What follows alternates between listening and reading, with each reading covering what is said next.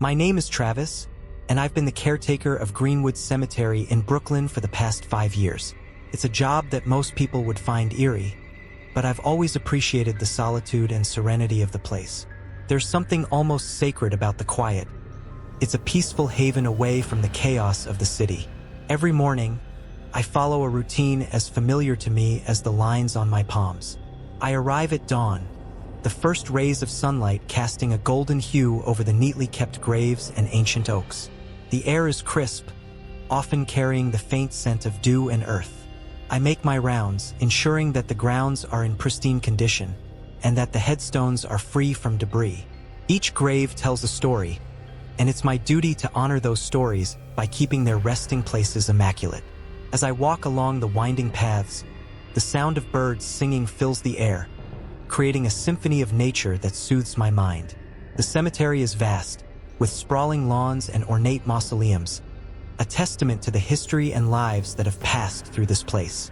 Despite the nature of my work, I've always felt a sense of calm and fulfillment here. There's a rhythm to the days, a gentle ebb and flow that brings comfort in its predictability.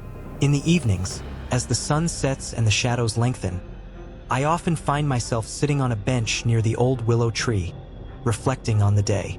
The stillness at dusk is profound, almost meditative. The worries of the outside world seem to fade away, replaced by a deep sense of tranquility. It's during these moments that I feel most connected to the cemetery, as if I am part of something much larger than myself. Greenwood has always been more than just a workplace. It's a sanctuary, but recently, something has shifted. Subtle at first, barely noticeable, but growing more insistent with each passing day. The ground seems to murmur with a life of its own, and whispers echo through the trees, unsettling the peaceful silence I have come to cherish. It's as if the cemetery is trying to communicate, to warn me of something lurking beneath its surface. For now, I push these thoughts aside, focusing on my duties and the tranquility that still remains. But in the back of my mind, I can't shake the feeling that something is awakening, something that could shatter the peace of Greenwood forever. It started with whispers. At first, I thought it was just the wind rustling through the leaves, creating patterns of sound that played tricks on my ears. I would be trimming the hedges or raking leaves, and a faint murmur would drift by, just at the edge of hearing. I'd pause, listen, and hear nothing but the usual sounds of nature. With a shrug, I'd go back to work, telling myself it was nothing. But the whispers persisted. They seemed to follow me, growing more distinct each day. I could almost make out words, but they were always just out of reach, like a forgotten dream that slips away upon waking. I began to feel uneasy, a cold knot of anxiety tightening in my stomach. Still, I convinced myself it was my imagination, fueled by the loneliness of my job and the isolation of the cemetery. Then came the movements in the soil. One afternoon, as I was cleaning around a particularly old grave, I noticed the earth shifting slightly, as if something beneath was stirring. I froze, staring at the ground, my heart pounding in my chest. After a few moments, the movement stopped, leaving only a small depression in the dirt. I shook my head, trying to rationalize it. Maybe it was a mole or some other burrowing animal. Cemeteries, after all, were not exempt from nature's influence. But the occurrences grew more frequent and more unnerving. Graves that had been undisturbed for years seemed to pulse with life. The soil would shift and settle, sometimes accompanied by those faint, eerie whispers. I started to avoid certain areas, the places where the disturbances were strongest. Despite my efforts to remain logical, to attribute these events to natural causes, fear began to take root in my mind. One night, as I was locking up the gates, I heard a clear, unmistakable voice. It was low and mournful, calling my name. Travis! The sound sent a chill down my spine. I spun around, searching for the source, but there was no one there. The cemetery was empty, bathed in the dim glow of the setting sun. My pulse raced as I hurried to my car, my usual calm replaced by a sense of dread. I tried to dismiss it, to tell myself that fatigue and stress were playing tricks on me. But the signs were becoming too blatant to ignore. Headstones seemed to shift positions overnight, Flowers left on graves would wither and die within hours, and the whispers grew louder, more insistent. The once peaceful silence of Greenwood was now filled with an ominous tension. The tranquility I had always cherished was slipping away, replaced by a growing sense of foreboding. Something was wrong, terribly wrong, and I could no longer pretend it was all in my head.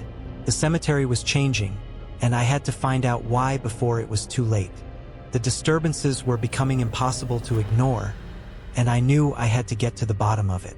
The peace and serenity of Greenwood Cemetery were being replaced by an overwhelming sense of dread. Determined to uncover the truth, I began my investigation. One morning, I decided to start with the older sections of the cemetery, areas that had long been forgotten and neglected. As I made my way through the dense underbrush, the air seemed to grow colder, and the whispers more persistent. I came across a cluster of ancient graves, their headstones weathered and covered in moss. These graves were unlike the others. They had a certain ominous aura, as if they held secrets waiting to be unearthed. As I cleared away the overgrowth, I noticed something peculiar. Strange symbols were carved into the headstones, symbols I had never seen before. They were intricate and unsettling, resembling twisted shapes and indecipherable markings. A sense of unease washed over me as I traced the carvings with my fingers. These symbols seemed to pulse with a malevolent energy, and I couldn't shake the feeling that they were connected to the disturbances. Determined to understand their meaning, I decided to delve into the cemetery's historical records. The office at Greenwood housed an extensive archive, filled with documents dating back to its founding. I spent hours poring over old ledgers, burial records, and newspapers, searching for any clue that could explain the strange occurrences. It was in an old, dusty ledger that I found the first hint of the dark secrets buried within Greenwood.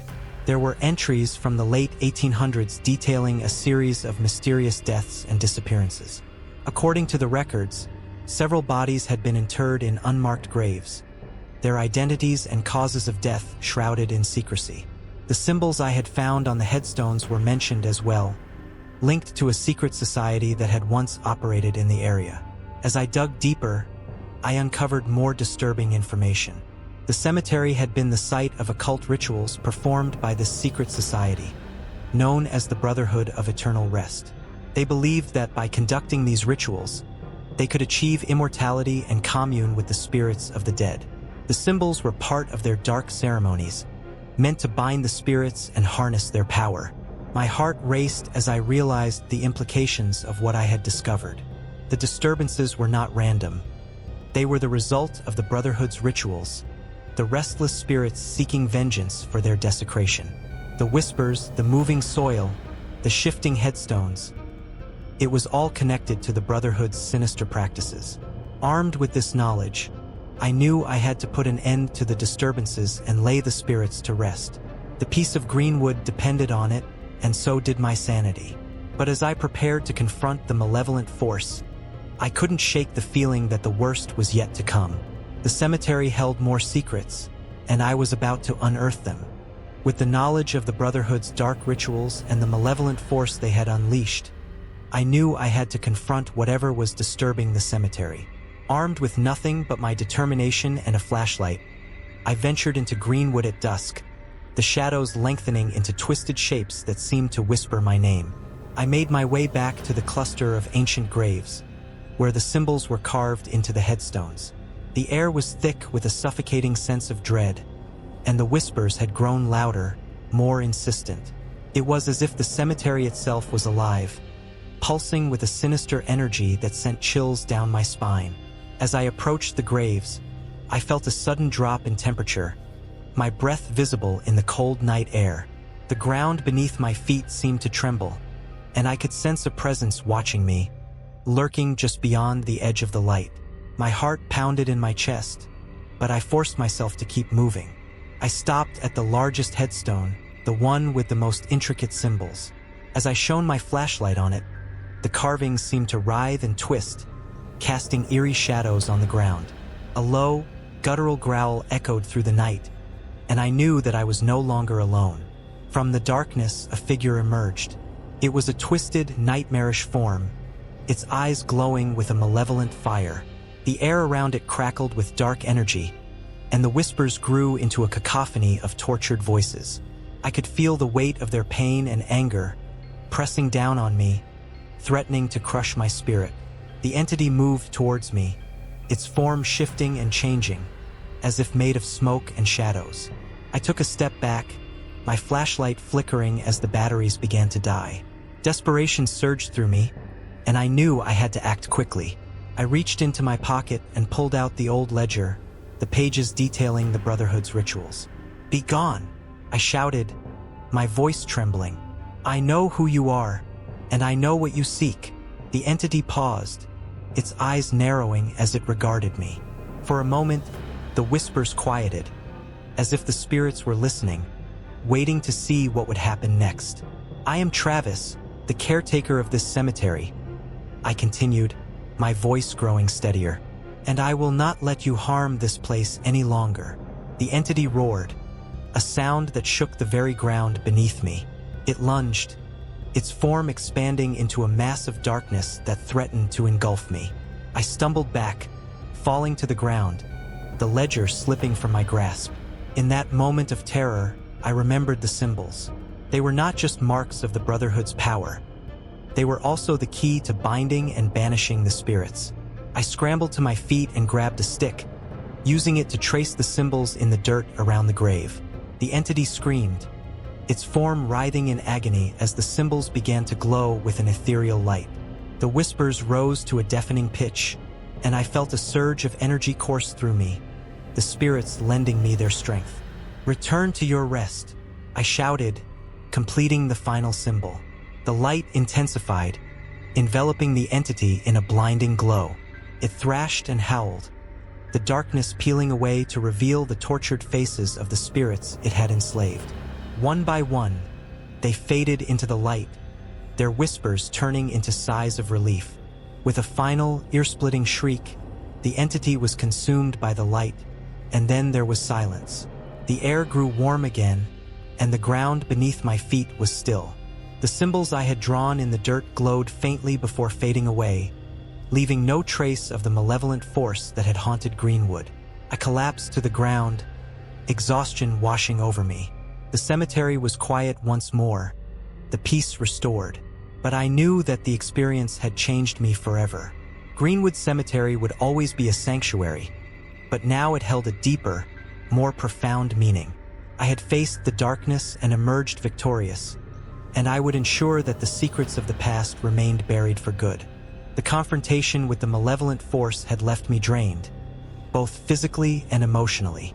As I lay on the cold ground, the adrenaline slowly fading, I felt a profound sense of relief. The cemetery was quiet again, the whispers gone, and the air filled with the familiar scent of earth and grass. The darkness that had threatened to consume Greenwood was finally banished. Over the next few days, I pieced together the final parts of the puzzle. The old ledger had provided crucial clues, but I needed to understand the full extent of the Brotherhood's influence on the cemetery. I spent hours in the archives, poring over every document, every scrap of information I could find. The truth that emerged was both shocking and heartbreaking. The Brotherhood of Eternal Rest had been a secret society that operated in the late 1800s.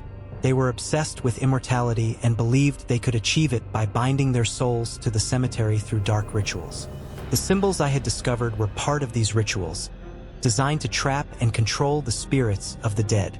Over time, the Brotherhood's practices had grown more extreme, culminating in a final, disastrous ceremony that had unleashed the malevolent force I had encountered. The entity was the amalgamation of the Brotherhood's twisted souls, a manifestation of their unfulfilled desires and boundless rage. When the last of their ceremonies had gone wrong, their spirits had become trapped in a limbo, unable to move on, and their anger had poisoned the very ground of Greenwood. The whispers, the moving soil, the shifting headstones, all were signs of their restless presence. Knowing this, I realized that the only way to truly put the entity to rest was to perform a counter-ritual, one that would release the trapped souls and restore peace to the cemetery. With the help of the old ledger, I deciphered the necessary steps and gathered the materials I needed. It was a daunting task, but I was determined to see it through. On a clear, moonlit night, I returned to the site of the confrontation. The cemetery was eerily quiet, as if holding its breath in anticipation. I set up the ritual, tracing the symbols in the dirt and lighting candles at the corners of the old grave. As I began to chant the ancient words, a cold wind swept through the cemetery, and the ground trembled once more. The air grew thick with the presence of the spirits, their forms flickering in and out of sight around me. The malevolent force appeared again, its eyes burning with fury, but this time I was ready. I continued the chant, my voice steady, the symbols glowing with an otherworldly light. The entity roared, a sound of pure agony and desperation, but the light grew brighter, enveloping it. The trapped souls began to separate from the dark mass, their faces filled with relief as they were released from their torment. One by one, they faded into the light, their whispers turning into grateful sighs. With a final, thunderous crash, the entity was consumed by the light, leaving nothing but silence in its wake. The candles flickered out, and the symbols faded into the earth. The air grew warm again, and the cemetery was still.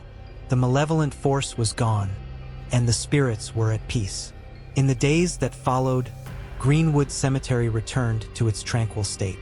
The birds sang their morning songs, and the sun cast its golden light over the neatly kept graves. The whispers were gone, and the ground no longer trembled.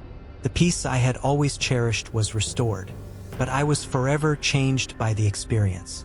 The cemetery was no longer just a place of work for me. It was a sacred space, a testament to the lives and stories that had passed through it. I had faced the darkness and emerged stronger, with a deeper understanding of the balance between life and death. As I walked the paths of Greenwood, I felt a renewed sense of purpose. I was not just a caretaker. I was a guardian, a protector of the peace that so many souls had sought in this hallowed ground. And I would ensure that their rest remained undisturbed, now and forever. Enjoyed it? Give a like and spread the terror. Subscribe and hit the bell so you don't miss any scares. Join our dark community.